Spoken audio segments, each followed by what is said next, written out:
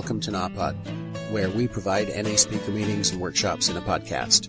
We are an ad-free podcast, and if you enjoy listening, please help us to be self-supporting by visiting napod.xyz, look for the donate link, and drop $1 or $2 in the virtual basket. If you're also in AA or have friends that are, please tell them about our other podcast, Sobercast. Sobercast features AA speakers and workshops in the same format as NAPOD. We upload a new speaker every day, and it's easy to subscribe by searching for Sobercast, that's 2 words, on any podcast player app, or go to Sobercast.com. Enjoy the podcast, and thanks for listening.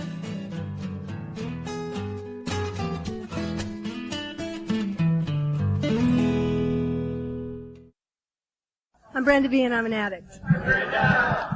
Can you hear me? Yeah. All the way back? Yeah. Okay. Yeah, my name is Benda B, and I'm a drug addict. And I want to welcome the newcomers. If you're here for your first, second, or third meeting of Narcotics Anonymous, hope you hear something that keeps you coming back. And if you're just back from a relapse, welcome home. There's, no shame in relapsing. The shame is in not coming back. And so, welcome home. And, gosh, I've had a challenging week. I just got out of the hospital yesterday, with a lung infection. My right lung has been infected, and, they don't know what that's from or how I got that or how I could prevent myself from getting that again. But if I tend to sound like I'm winded, that's because of my lung. And so I hope that you'll just bear with me, and, I'll share at my own pace tonight. I'm going to tell a little bit about what it was like for me before I got to Narcotics Anonymous. I grew up in a house where my father was chemically dependent. He was a drug addict, and he was a rageaholic. And he was very violent, brutal, alcoholic, and rarely did a day go by that my mother or us kids or our pets were not brutalized by my father, because he drank every day, and when he drank, something happened to him, and he turned into this violent, cruel, mean person. And the other part of that is that I really love my dad. He died a few years ago, and before he died, I was able to bring some closure to that part of my life. But the effects that growing up in a chemically dependent family had on me personally were pretty profound. And that's what I'm going to share some of with you tonight. From as far back as I could remember, I never felt like I was good enough. I never felt like I was smart enough, pretty enough, talented enough, witty enough, clever enough. Just never enough. I'm never going to be enough to measure up. And and there were some things that happened in that house that gave me some beliefs about myself. I remember being 5 years old and getting up on top of a chair to wash the dishes in the kitchen, and the glasses were slippery. They were glass glasses, and they were slippery, and they would slip out of my hands and crash down into the floor and break. And my father, who was drunk in the bedroom, would hear those glasses break in the kitchen floor, and he would come charging out of that bedroom, and he would say, "Who broke that goddamn glass?" Now, I'm all of 5 years old. I'm so little that I got to stand on a chair to get these dishes washed. But in my head, I already am an odds player. I play the odds. I know that if I tell my dad the truth, I'm going to get an ass whipping. I know that if I lie and get caught, I'm going to get the leather strap. I'm going to get an ass whipping. I know that if I'm really sneaky and I lie and I get away with it, then maybe, just maybe, I'll get away and stay safe and keep myself from being hurt.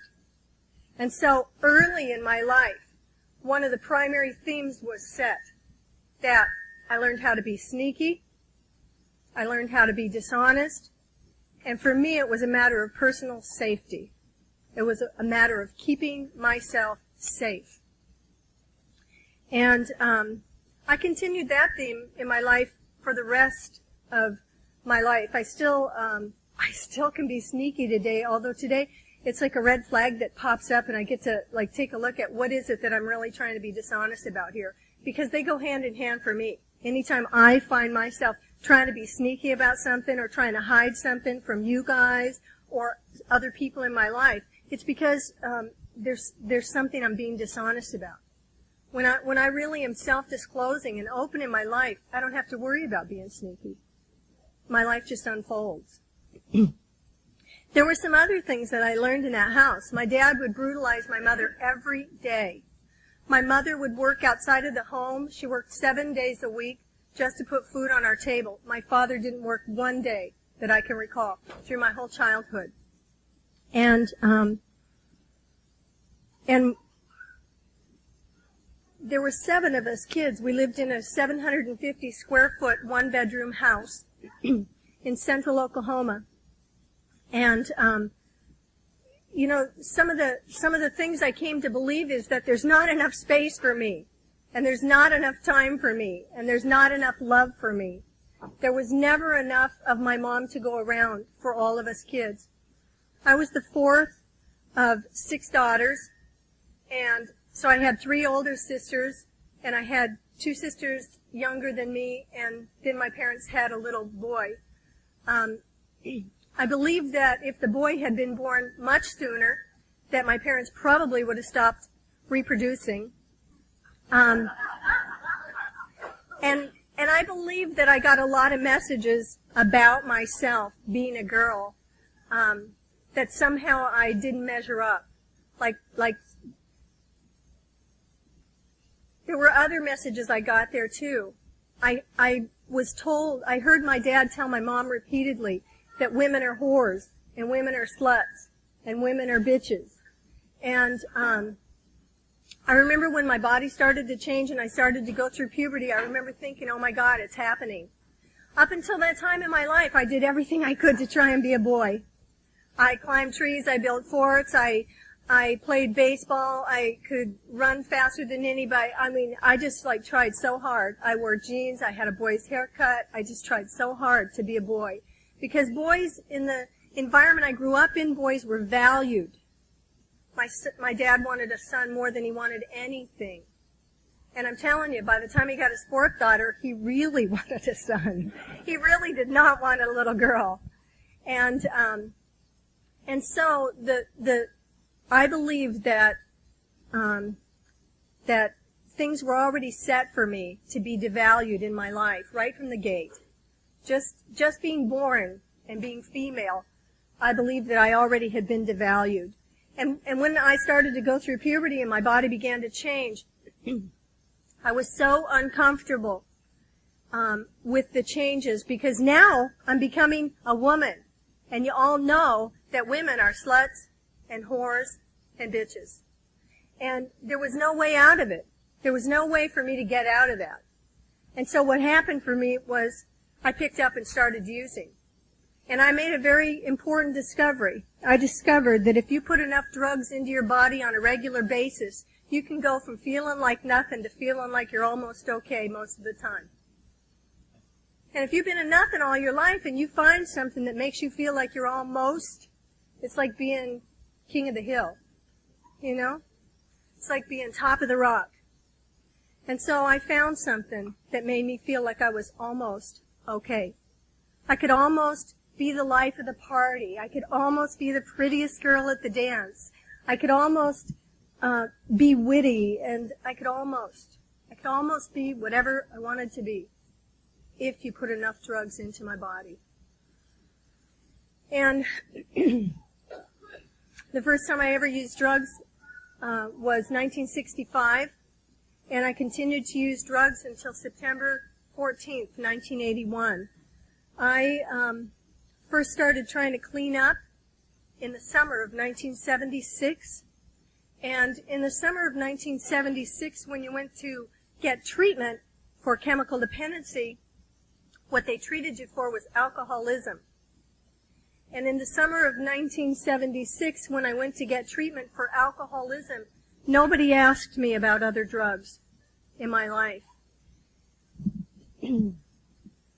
We had moved to the projects of Seattle when I was 10 years old from a farm in Oklahoma, and talk about a displaced kid. I didn't fit in anywhere.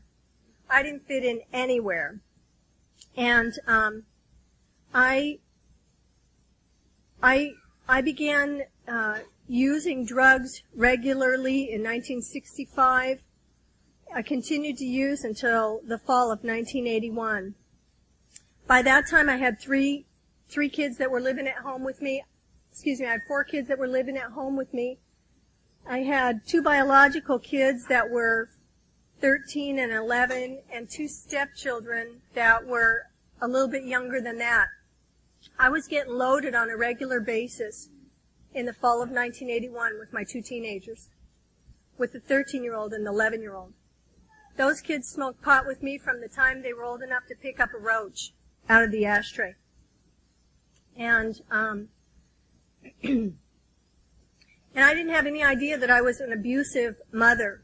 I thought that the lifestyle I was in was inevitable, that these kids were going to get into it sooner or later, and how could it not be good for them to learn from me how to do it right.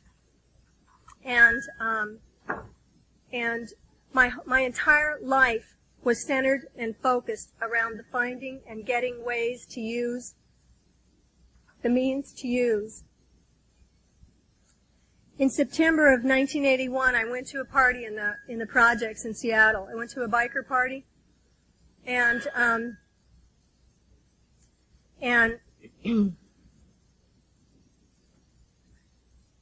I'd eaten a hit of acid. I was drinking straight black velvet.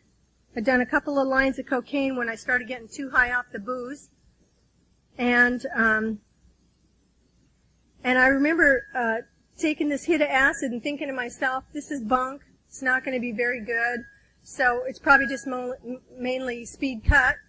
And that's what I was looking for, was the speed effect. And so I took that and I headed over to this party. And as I was coming up off of I-5 onto the Burien Freeway, I started peeking on that acid. And this freeway on-ramp sort of came up like a dragon's head and was looking at me, and I was tripping, I'll tell you. And I drove all the rest of the way over to that party, and I parked my car in front of the house where the party was at, and my ex-husband came out of the house and opened my car door, and I was so high that I could not stand up. He was so freaked out because I was so high that he took my car keys away from me. And I don't know how you guys are, but you get me behind a fifth of black velvet and take my car keys away, and you're ready. The fight's on, okay? The fight is on. And so I went on into the party and was trying to fight with everybody. Not a good attitude to be in, especially if you're in a biker party. And so my ex-husband was trying to sort of keep me safe from myself, protect me from myself. So he came over and told me that I had to leave the party. He had to tell me that he didn't need me there, that I was a troublemaker, that he needed me to get out. And so I don't know what your last day loaded was like, but my last day loaded, I got thrown out of a biker party, okay?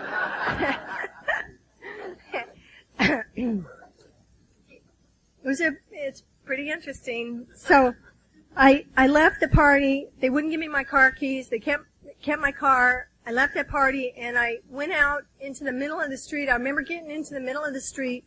I remember lining myself up on the white line down the middle of the road, and I remember thinking to myself, if I just stay on this white line, it's going to take me wherever I need to go. And I walked into my last blackout.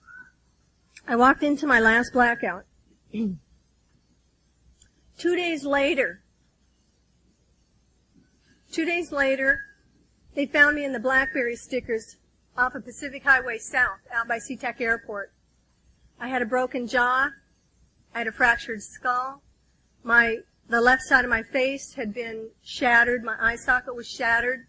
My left eyeball had been knocked out of the socket. And They loaded me into an ambulance and took me to the hospital. I was in intensive care for 10 days. And while I was in intensive care, I made a decision that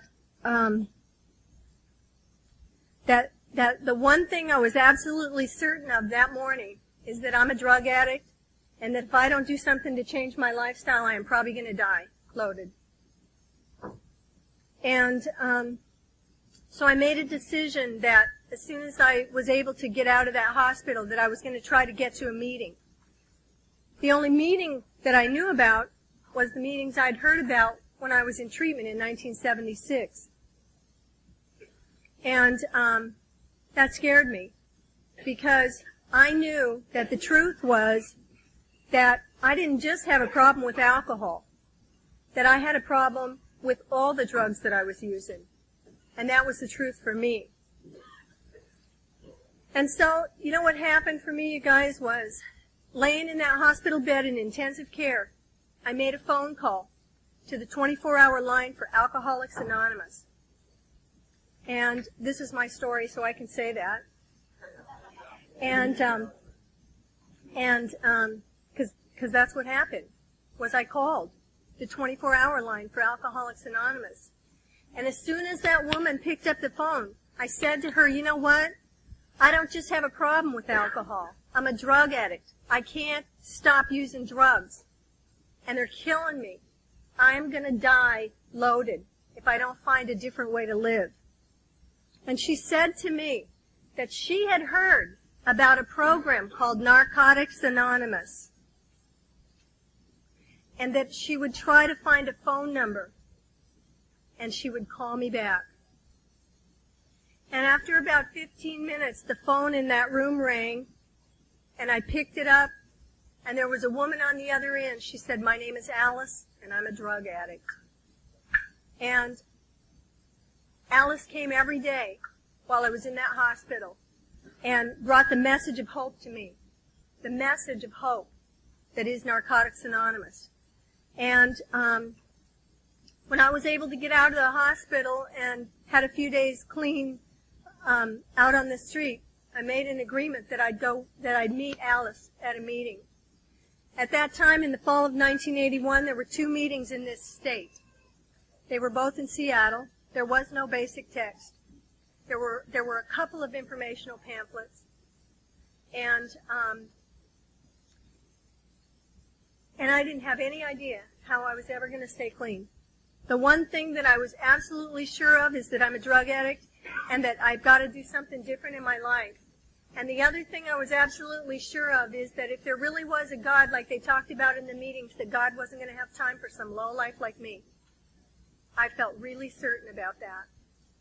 And so I thought that really the best I could hope for was to, the very best that I could hope for was to just get as far as I could get before God realized what a mistake he'd made. And then I would have to go on to the bitter end, which is always jails, institutions, or death. Always. And I remember climbing the stairs.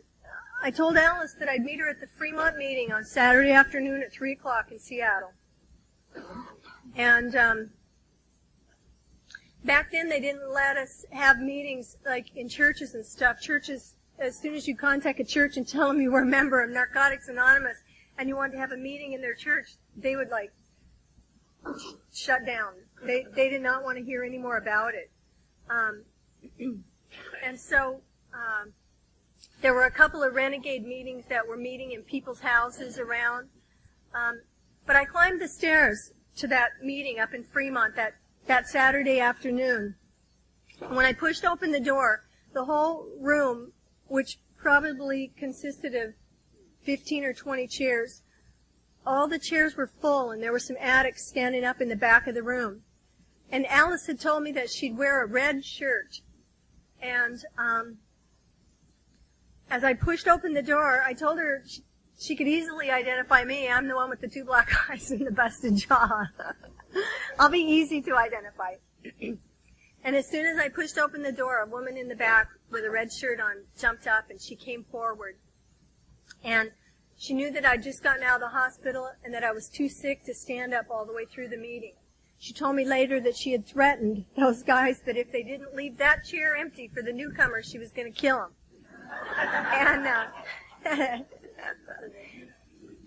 And she came over and took a hold of my arm, and she took me over to that chair, and she sat me down in that chair. And as it turned out, I was sitting across this table from a biker. And this guy was, I knew that this guy had been down the road a time or two. He had tats all up and down. He had time dots where he'd done time in the penitentiary, and he had teardrops tattooed on his face. And I knew that he'd been riding hard for a long time. And after a while, this drug addict that was across the table from me started talking. He started sharing about his experience in Narcotics Anonymous. And I remember I had so much shame and humiliation and degradation that I could not look anybody in this room in the eye.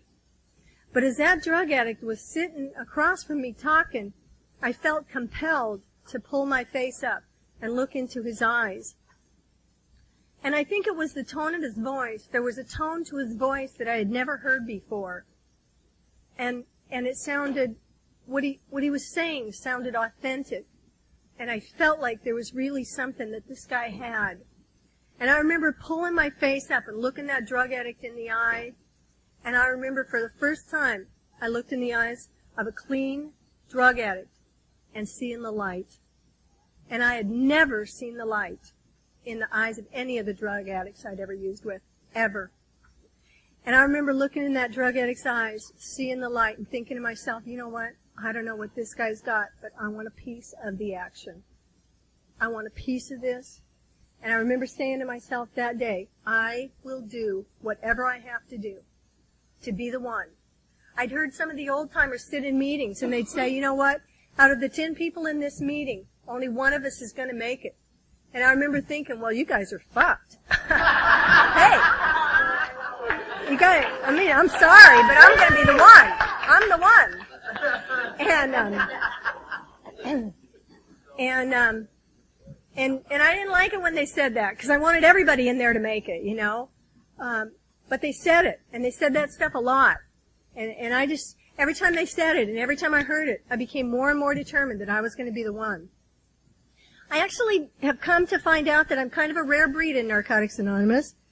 And by that, what I mean is that since my first day in a Narcotics Anonymous meeting, I have never used again. Never have used again. So, the message about that is not that there's something wrong with people who relapse. I think it takes whatever it takes for every one of us. And for me, once I heard the message, there was no looking back for me. And I think that the message that I get to carry to newcomers is not a message about relapse, but a message that, you know what? Relapse is not a prerequisite for long-term recovery. You can come to Narcotics Anonymous and stay clean from the gate. And the way that you do that is you do not pick up and use no matter what happens. No matter what. Now, I'm going to tell you a little bit about what the ensuing 19 and a half years have been like. I did not have a clue what recovery held for me. If I had, I probably never would have got my 30-day chip, and that's the truth. Because I just would have been overwhelmed. I would not have had any idea that I could ever have made it through some of the stuff that I'd made it through.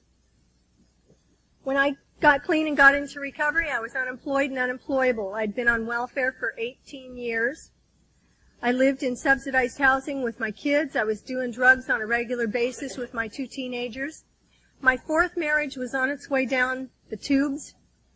And the only reason I hadn't asked that guy to leave was because I had 2 stepchildren in that marriage that I'd raised since they were little babies. And I knew that if he left, he was going to take those babies with him. And my attachment to them was far greater than my attachment to him. And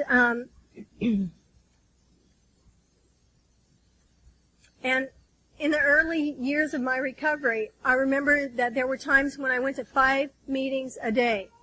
And there weren't enough NA meetings around for me to be able to just go to Narcotics Anonymous. So I had to do whatever I had to do to stay clean and support my recovery in those early years.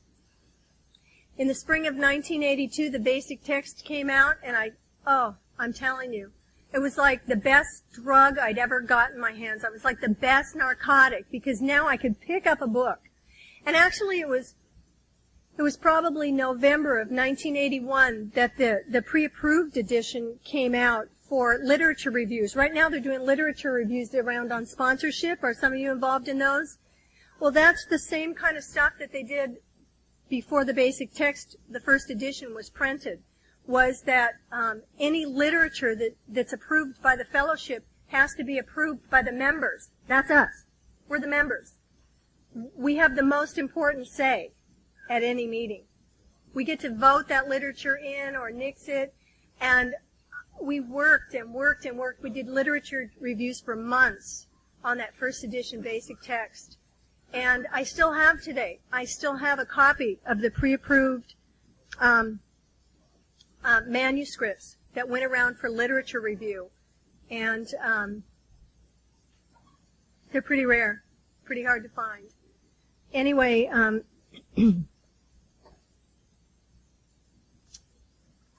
you know, the first thing I can tell you about my recovery was that everything back there felt overwhelming. I was the parent of teenage kids, didn't have a clue how to parent. Not a clue. I didn't even have a clue how to do life. My husband was still getting loaded in our house, and so I would go to meetings and I would come home and the drugs would be, you know, like there would be lines of cocaine on the mirror and there would be joints twisted up in the ashtray and there would be some long neck Rainiers in the refrigerator, and I'm trying to stay clean. And we did that for like 15 months. When I was 15 months clean, he made a decision to leave the relationship. And when he left, he made a decision to leave those two little kids with me, because he knew that I was going to do a better job at that point than he was doing. So I got this job cooking in this Greasy Spoon restaurant, and we started having these little NA meetings back in the cocktail lounge. And my sponsor and my sponsor's husband and all my little friends from recovery would come, and I'd close up on like 8 o'clock on a Tuesday night, and we'd all go in the cocktail lounge and have this little NA meeting that we had started there. And we started to get meetings in South King County. The Kent Valley meeting was born in the fall of 1981, and then Friday Night Alive was born. And from there, in early 1982, they had the first meetings over here at St. Gabe's over in Port Orchard. The first meetings in West Puget Sound area were born over there. A guy named Dan M. And we would all come over and help support those meetings. And Olympia got born, and Everett got born, and we started taking the message across. We had, one guy had a van, like this old hippie bus, and we started taking the message over to these freelancers that were over in Eastern Washington, over in Yakima, Wenatchee, and Spokane. And we had this traveling meeting where hey, they'll let anybody in here.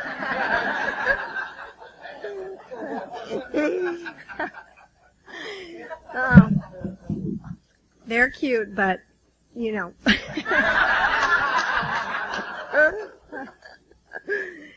Anyway, gosh, I can't believe all my friends would actually... I'm always amazed when people that I know who have heard my story 10,000 times, like, come to hear me, because I think, what could they possibly get from one more time, you know? And like, that's the part of my thinking that is my disease. That's the part of me that, no matter what, finds it really hard to believe that people would just come to support me because they love me. You know, that people would really come to support me because they value me as a person. And I feel some sadness even as I say that.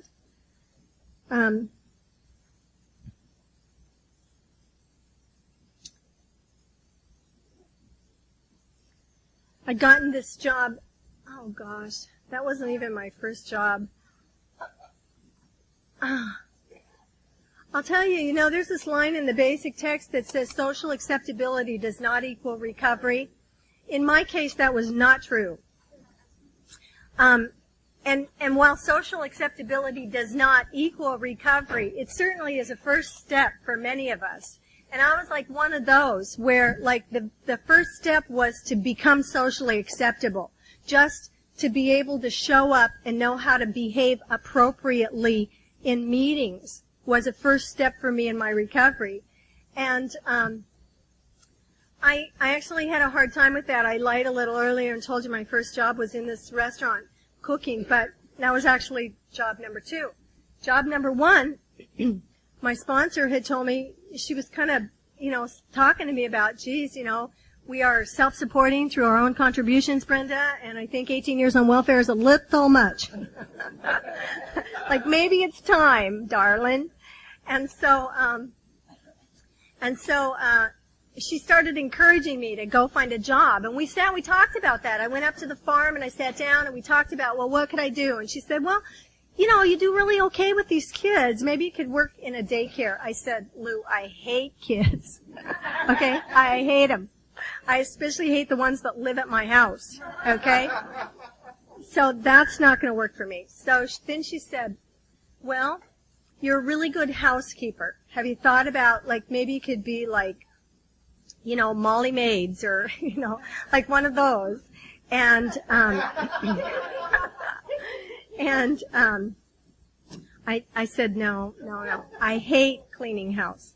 I hate cleaning house. The reason my house looks so good is because I threaten to kill the kids if they don't keep it clean, okay? I hate cleaning house. So we just talked about it, and the stuff I felt like I was really good at was either immoral or illegal. So the prospects weren't looking too good. Anyway, she told me I needed to get a job. So I got the newspaper out and I started looking for a job and I saw this position. It was a sales position and it sounded, it's like, must have a fun personality, talks easily to people, blah, blah, blah, blah, blah, blah. And I thought, well, that's me. I can do that. And so, I called this phone number for this job and I made an appointment to meet this guy like the following Wednesday. And on Wednesday I met this guy in a coffee shop and he talked to me about the position that he was hiring for and he told me that he thought I'd be great. And so I accepted the job and I went home that night. I called my sponsor and I said, you're not going to believe it, but I got a job today. I'd only been looking like 3 days. And she said, you're kidding me. What are you going to be doing? I said, I'm going to be selling vibrators door to door.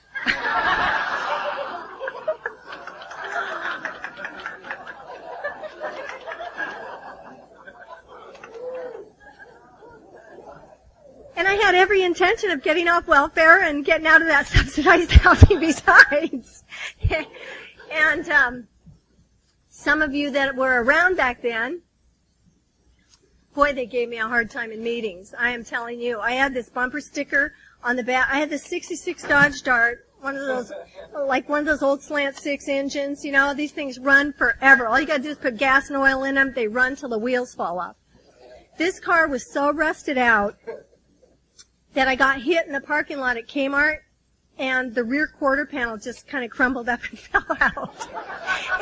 It didn't even dent. It just crumbled up because it was so rusted. I stopped at a traffic light in downtown Kent, down on Central, and my son fell through the floorboard. And I had to cut this piece of plywood to put in the floor back there so my kids could not fall through.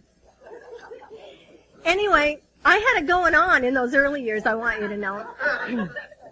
And I was really cute besides. I was much younger then. I was really cute. And, so, and, to say the least, the way I dressed was rather provocative. And, there are some men around today who still will tell you that seeing me at meetings is what got them clean.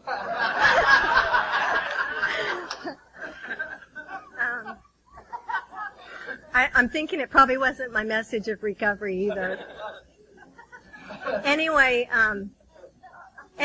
so, like, I went on this mission selling these vibrators at meetings and stuff, and you know how today,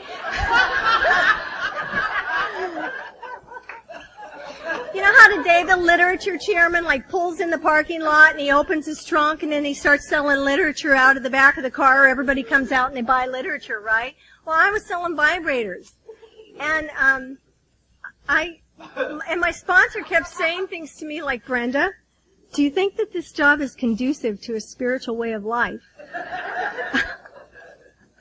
And I would say things like, Lou, I got this one that is definitely conducive to a spiritual way of life. I mean, this is like spiritual.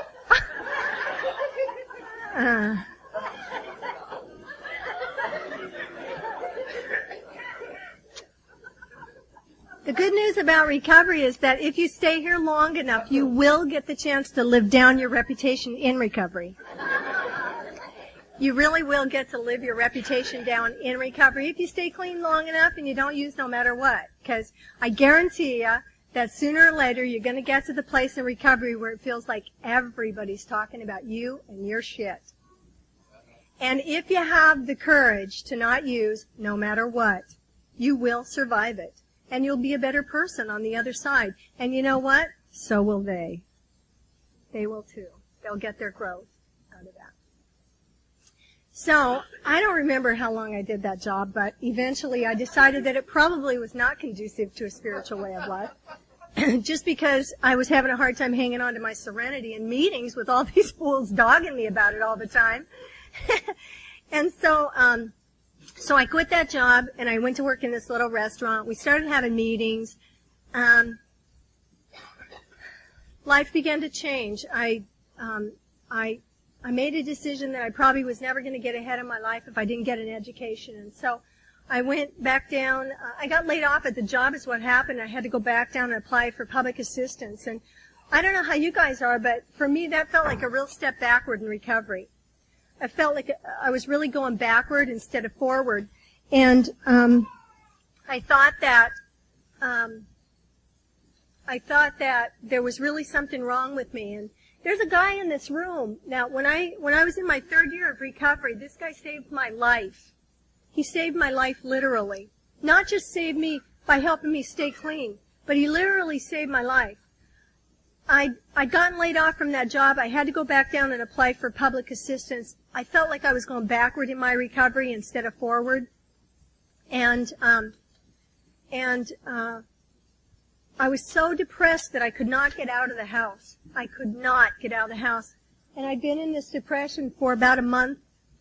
And, it's like one of those depressions where you sleep until noon, you keep all the drapes are all closed and the phone's like off the hook so nobody can call, and you don't answer the door, and at 1 o'clock you find yourself sitting in front of the TV watching Jerry Springer. And you haven't done any of your personal grooming stuff, so your teeth feel like they have those little sweaters crocheted on them. Yeah, that kind of stuff. And it doesn't matter because you're not going to go anywhere, right? It doesn't matter that there's dishes that have been in the sink for 3 weeks and that they got green stuff growing on them now. None of that mattered because I could not get myself out of it. And what happened was this guy showed up one day and told me he was going to take me grocery shopping. And he made me get dressed. We went down to this little store by my house, and he bought me, I don't know, at least $100 worth of groceries. And we took those groceries back to my house, and the next morning, when I got up, I felt even more depressed because now, not only am I going backward in recovery, but now I owe somebody in recovery $100. And I was sure that if he didn't let me pay him back, he was probably going to want to take it out some other way. Because those were the kind of guys I hung with before I got here. Gas, grass, or ass. Nobody rides for free. And I didn't want to have to pay. I didn't want to have to pay. And although he hadn't mentioned that, ever. And you know, what happened that morning in my third year of recovery was that about 8 o'clock somebody knocked on my door, and it was a member of Narcotics Anonymous. And that drug addict showed up, and I'm like looking through the peek hole, and it's like, oh, great. I open the door, and it's like, yeah, what do you want? And he said, I just want a cup of coffee. I said, I'm not making no coffee. Like, go to a meeting, get a coffee. And he said, no, I want to come in and have a cup of coffee. I'll make it. Do you mind if I make it? I said, no, you know. So, like, he came in, and I was feeling resentful, just hateful. And so I just sat on the couch in my pajamas where I'd been for 3 weeks. And he, like, proceeded to clean all the dishes up in my kitchen sink and wash all the mold down the sink. And he cleaned the coffee pot, and he made a pot of coffee for himself. And about 9 o'clock, there was a knock on the door. And I look out the peek hole, and there's 2 more drug addicts, a guy and a girl. And they're standing on my front door. And I opened the door, and I said, did he call you guys? And they said, who? And I said, and they peeked in the kitchen and said, no, we've just been worried about you. You haven't been at meetings. See, back then, the meetings were so small. If one person disappeared for one meeting, everybody knew. And if you disappeared for one meeting, they came looking for you. And they'd been coming looking for me, you know. They'd come like trying to peek in my sliding glass doors, and I had them draped shut as hard as I could so they couldn't see in there, you know. They'll not find me. Anyway, those 2 came in, and the guy in the kitchen said, oh, you guys want a cup of coffee? And I'm thinking, it ain't even his house. He's like being the host, you know. So he invites these other 2 drug addicts in. Now there's 3 of them, and they're all sitting at my dining room table, and they're drinking coffee, and they're smoking cigarettes. They decide to get a game of dominoes going. So they're playing dominoes at my dining room table. Knock, knock, knock. There's a knock at the door. I look out the peek hole. There's another drug addict standing out there. I open him up. I said, get your own cup. I'm not even talking to you about it. By 2 in the afternoon, I had a poker party going at my dining room table, all clean and sober recovering drug addicts, all members of Narcotics Anonymous. And you know what? They were not going to leave until I told them that I would go with them to a meeting. They were not going to leave. And I remember sitting there on that couch, and I was like defiantly hanging on to that resentment, you know? Like, oh, you bastards, I can't even sit here and be fucked up by myself, you know? Like, you just have to come over here and find me. And I remember like sitting on my couch watching these guys. They were laughing and drinking their coffee, and you know what? It was like somebody turned a light on. It was like the light came on, and I realized that what was happening was that God was saving me from myself when I was incapable of rescuing myself. That God, and I hadn't even sought God. I hadn't even been able to talk to God because my despair had been so profound. And you know what? Even though I couldn't reach out to God, God still saved my life that day. And that was a turning point for me. And I got back to a meeting that night, and the next day I got to a meeting, and I went back to doing 90 meetings in 90 days. And I got back on track. And within a short period of time, I realized that being on welfare was a blessing from some power greater than myself. Because you know what? Being on public assistance allowed me to qualify for loans and grants that I never could have gotten if I was still working. And I was able to get loans and grants, and I was able to go to college. And DSHS, they'd sent me to pipe fitters school back in the 70s. And I got my certification, you know, as a plumber and a pipe fitter. And so when I told them I wanted to go back to school to go into chemical dependency counseling, they said, you know, we already paid for you to go to school. We already paid.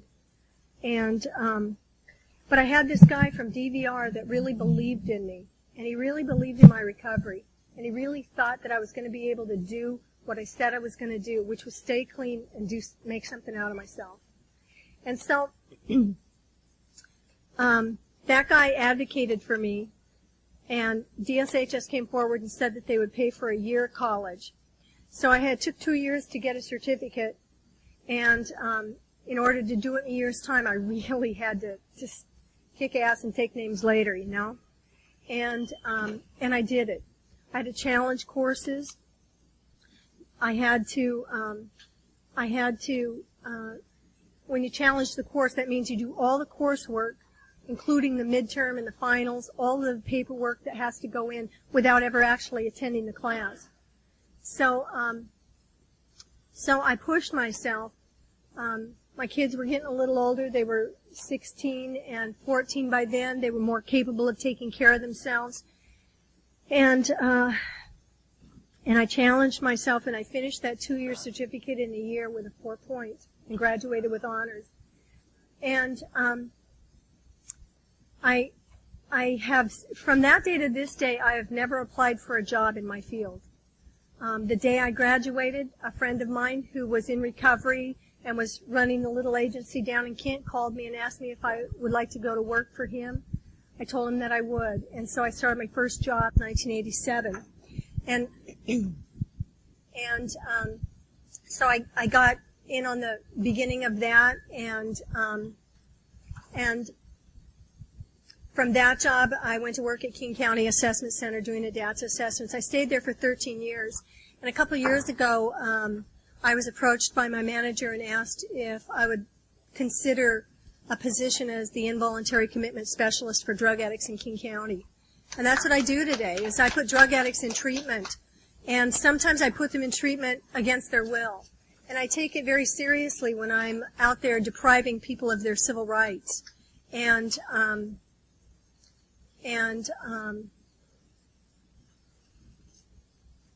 Yeah, I think God's really blessed me and has really used me as an instrument of His will and His way of life.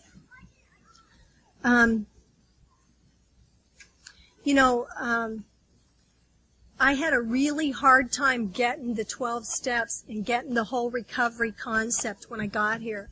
It seemed like all my attention was focused on just trying to take care of the kids, go to school, keep the house, do the dishes, all of that stuff. It was just overwhelming. I felt like I was on overwhelm all the time. And I had a really hard time trying to get any understanding of how the steps worked and how recovery itself worked. And my sponsor used to tell me little stories, and then from that I used to have experiences, and I began to see that this was like a story that was unfolding, this story of my recovery. And there was a lot of work to be done in those early years because Narcotics Anonymous truly was being born in the state of Washington.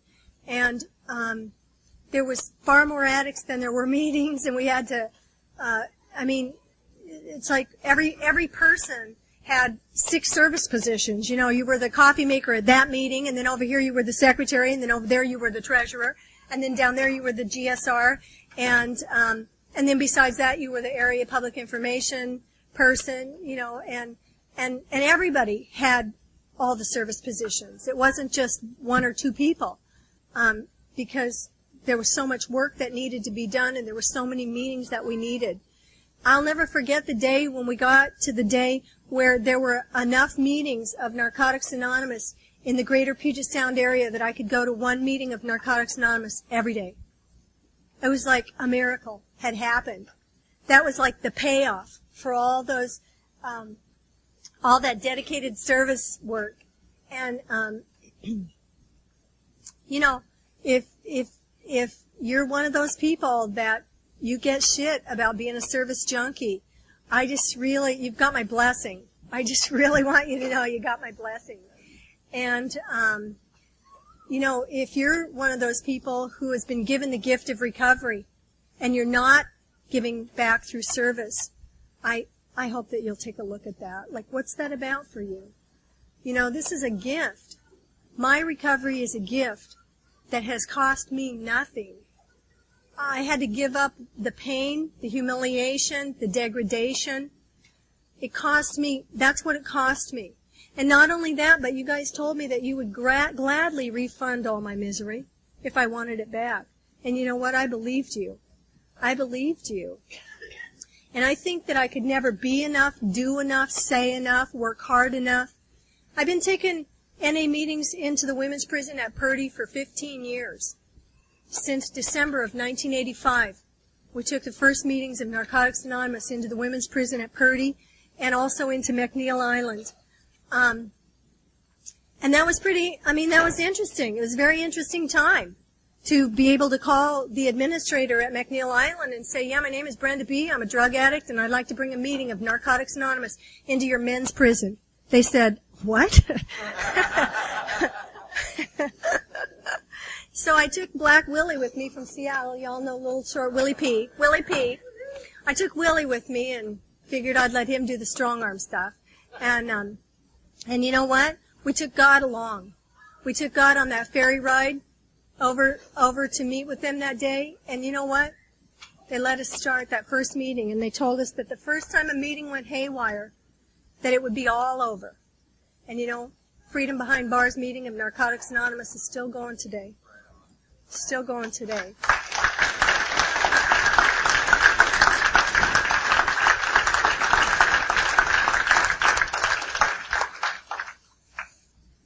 When I was about, 4 or 5 years clean, I'd already become a grandmother.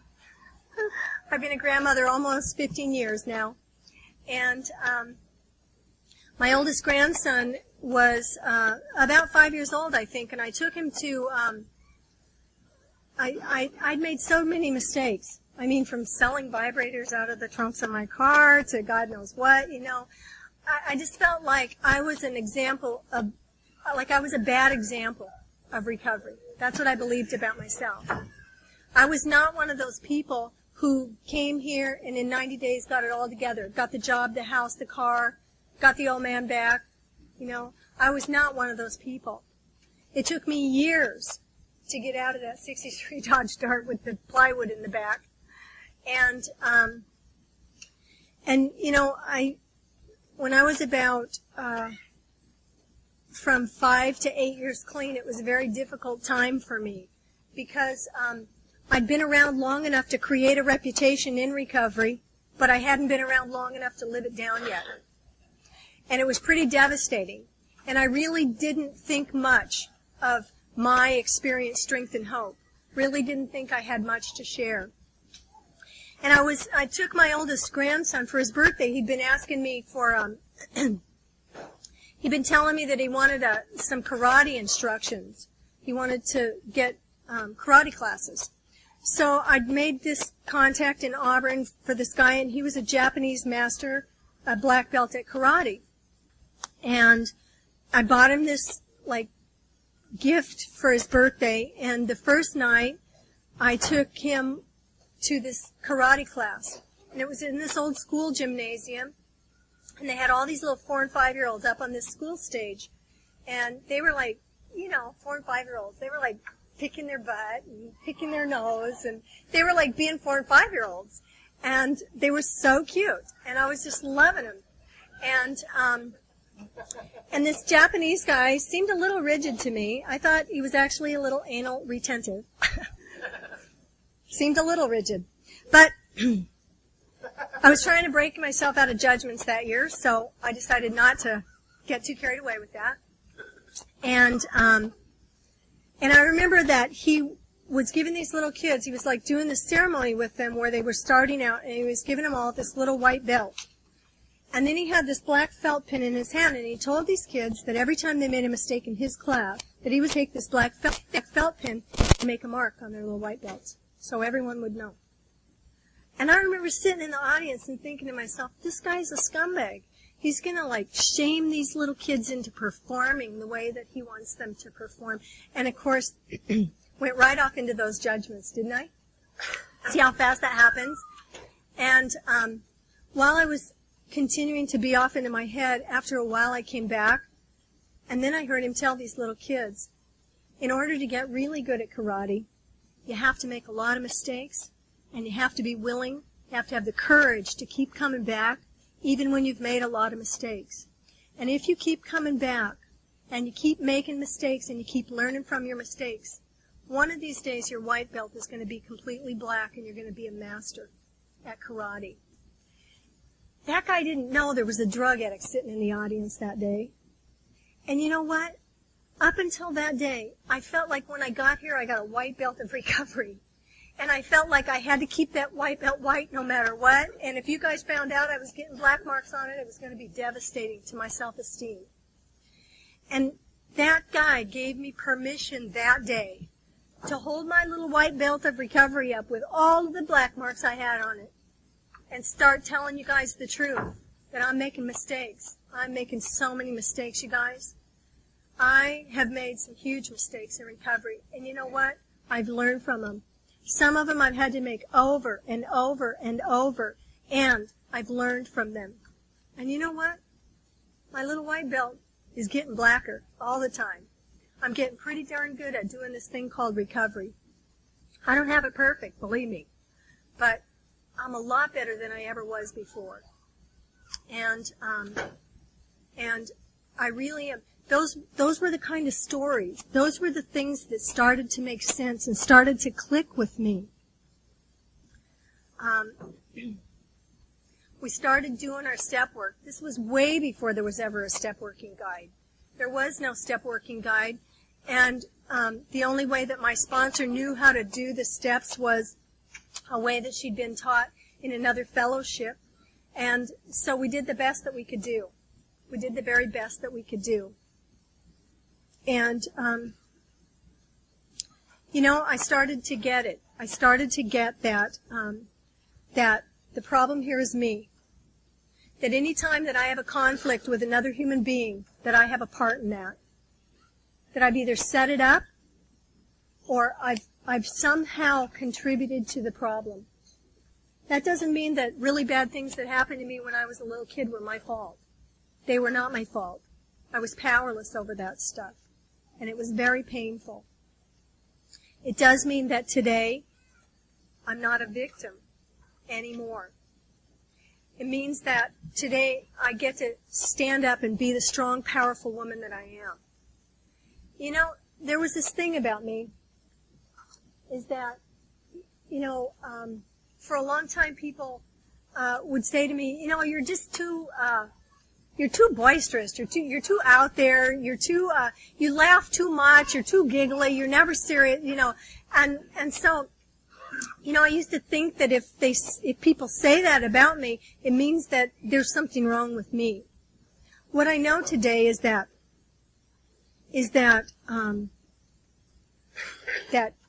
who I am has to be okay with me from the inside out.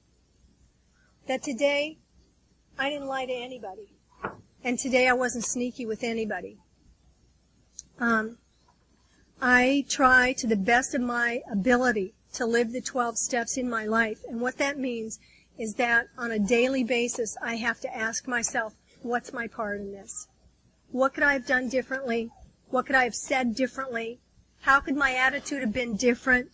How could my behavior have been different to affect a different outcome in whatever it is that's going on? There's nowhere in the 12 steps where it says that I get to take a look at your stuff. Nowhere. There's not one place in there.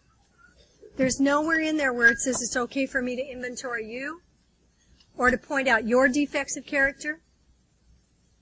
It's not okay. It's always about me. And I'll tell you a little story about that, too. Tell you a little story about those defects of character. This is one of those, like, cartoon stories, so it's got little animated characters in it and stuff, so bear with me. But there was this farmer, and he was a potter. In his spare time, he made clay pots. And he made his first clay pot, and it didn't turn out very well, sort of. It was kind of cracked down one side. But he really loved it because it was his first clay pot, so he decided that he was going to keep that clay pot. And then as he got better and better at his pottery, he made another clay pot, and that one was perfect. It didn't have any defect in it. And every day he would keep those two pots together in the corner of his farmhouse. And every day he'd take those two pots and he'd put them up on his shoulders and he would fill them with water in the trough outside of his door, and he would trudge up this hill where his animals were in their, where the horses were. And he would pour the water into the trough, and then he would go back down and set the clay pots down. And one day he had done that. He'd been doing it for many, many, many, many months. And when he set the little clay pot down, the little cracked pot said to him, "Master, why do you continue to take me up the hill every day? Every day you fill me full out of the trough, and every day you fill him full out of the trough. And every day, by the time you get to the top of the hill, I'm half empty, and he's full. And so he's really serving his purpose to you.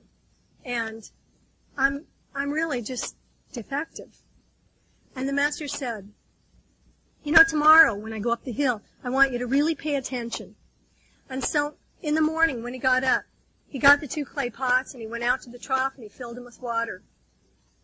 And he took the two pots up the hill and he filled the water trough at the top. And as he was making his way back down, the little clay pots were really paying attention, really looking around and seeing what they could see. And he got them back down to the farmhouse and he set the little clay pots in the corner.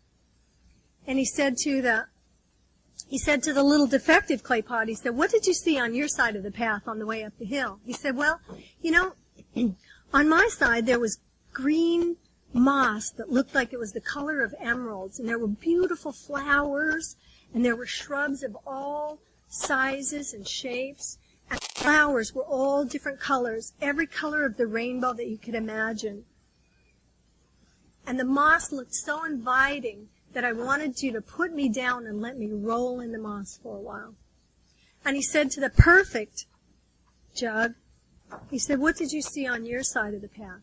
He said, "Well, Master, on my side of the path, it was barren, and the grass was yellow, and it was very dry, and sometimes when the wind would sweep through there, it would blow the dust up, and I would get dirt in my eyes. And it was really not very pleasant at all." And the master turned back to the defective jug and he said, "I knew from the very beginning that you were defective, and I decided that I was going to take advantage of your defects of character. And so the first day when you and I went up that hill together, I had some seeds in my pocket and I threw those seeds into the dirt. And every day when I've taken you up the hill, you've watered those seeds for all these months. And out of your defects came this beautiful garden of moss and flowers and shrubs." And so, the lesson that I got in that for myself as a member of Narcotics Anonymous is that my total self-centeredness wants me to focus. The spiritual part of my disease wants me to focus on everything that's wrong with me. But the God of my understanding has figured out a way to make my defects of character work for him. And my whole job is to show up. That's my job, is to keep showing up, being a member of Narcotics Anonymous, and don't use no matter what. And you know what? God's going to find a way to make those defects of character work so that together, he and I can plant a garden in recovery. And you know what? Me and God had a thing going on for about 20 years now.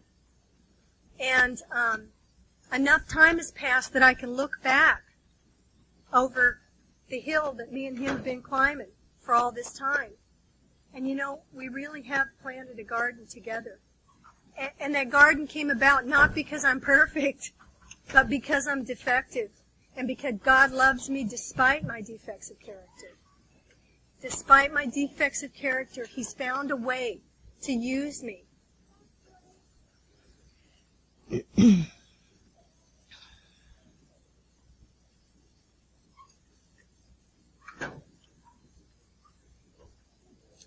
I feel really blessed to be here In a couple months, I'm going to be 50 years old. And if I stay clean from now until September, I'm going to have 20 years clean in September of this year.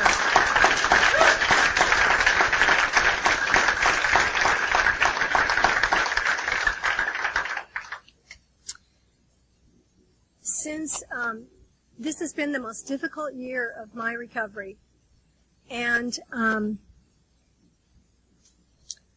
I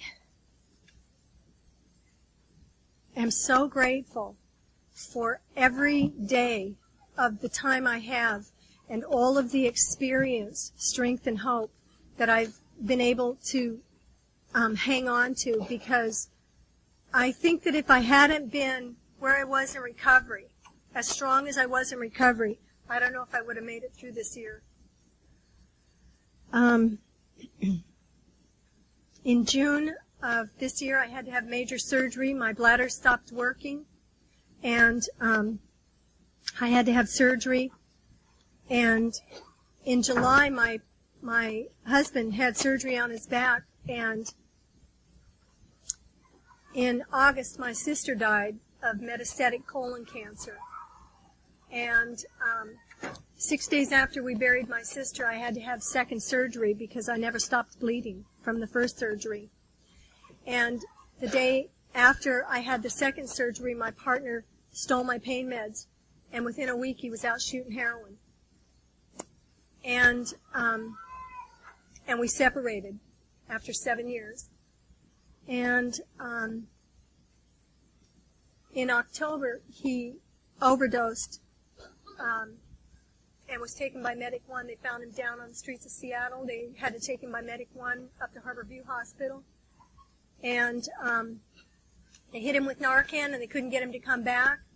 And they hit him with adrenaline in his heart. They couldn't get him to come back. So kind of a last measure thing, they hit him with the defibrillators, so much that he had second-degree burns on his chest. And they got him to come back. They saved his life. And he left that gurney at Harborview Hospital. And I woke up the next morning to leave my condominium to go to work, and he was sitting on my stairs, at the bottom of the stairs at my condominium, trying to shoot heroin in the hep lock that they'd put in his ankle the night before so he could be IV'd. And I convinced him I was going to take him up to Harborview to get him some pain meds. And I actually took him to the ER and then had the mental health professionals do an involuntary commitment on him. And I was able to put him into treatment. I'm really glad to tell you that he's got 7 months clean today.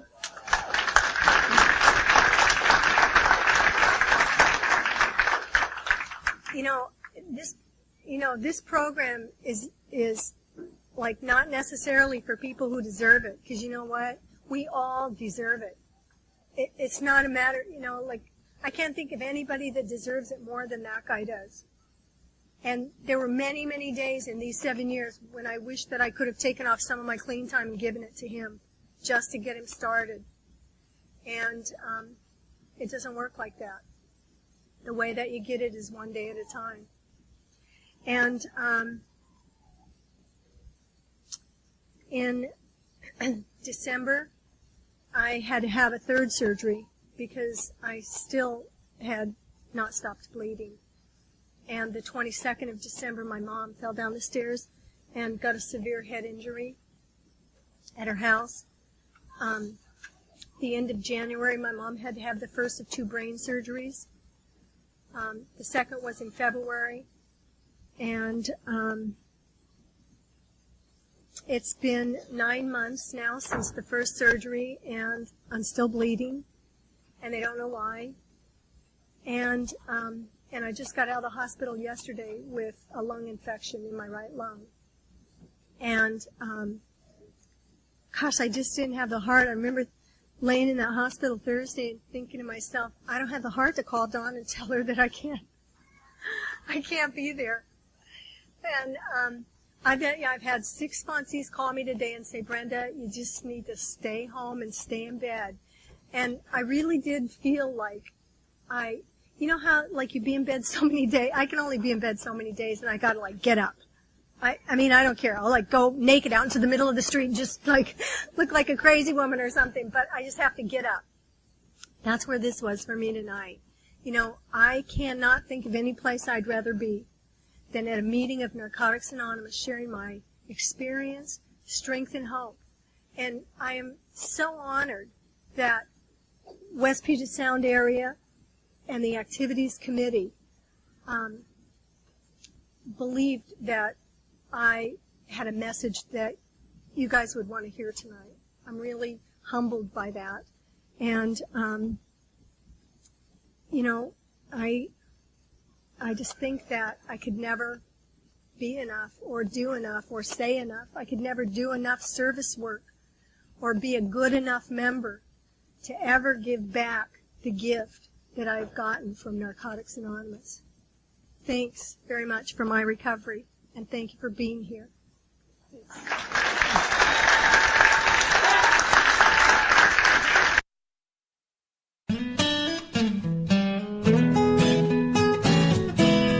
Thank you for listening. I hope you enjoyed the podcast. Please help us improve our ranking so others can find us by putting a review on Stitcher, iTunes, or your favorite podcast index. Nawpod is ad-free thanks to the folks supporting the show with $1 or more per month. If you enjoy listening, you can join them by going to nawpod.xyz and looking for the donate link. Thank you for listening. Have a great day.